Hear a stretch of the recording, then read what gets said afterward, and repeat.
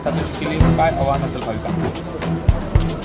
20व्या शतकातील महान संत विभूती सद्गुरू संत ज्ञानेश्वर माऊली यांच्या रौप्य महोत्सवाचं पुण्यस्मरण उत्सव, अखंड हरिनाम महोत्सव आणि सर्व सद्भक्तांनी आंतरराष्ट्रीय ख्याती करत असणारे भागवत भूषण पंडित प्रदीपजी मिश्रा यांच्या शिवमहापुराण कथेचं आयोजन केलेलं आहे.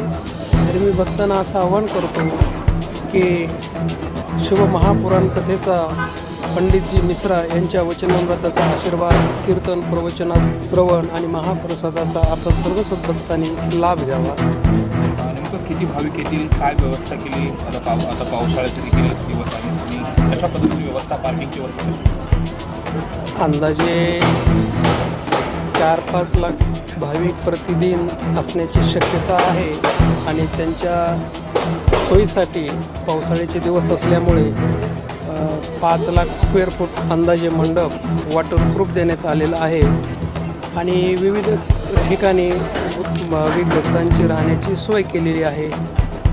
काय आव्हान असेल? आव्हान एवढंच असेल की या सर्व अखंड हरिनाम महोत्सवामध्ये आपण सर्वांनी सहभागी होऊन परमार्थाचा आनंद आपल्याला सर्वांना प्राप्त होऊन, त्या आनंदातून जीवदशेचा बांधून भक्तिप्रेमाची सुखाची अनुभूतीची आनंदाची प्राप्ती आपल्याला सर्वांना निश्चित होईल हे आव्हान.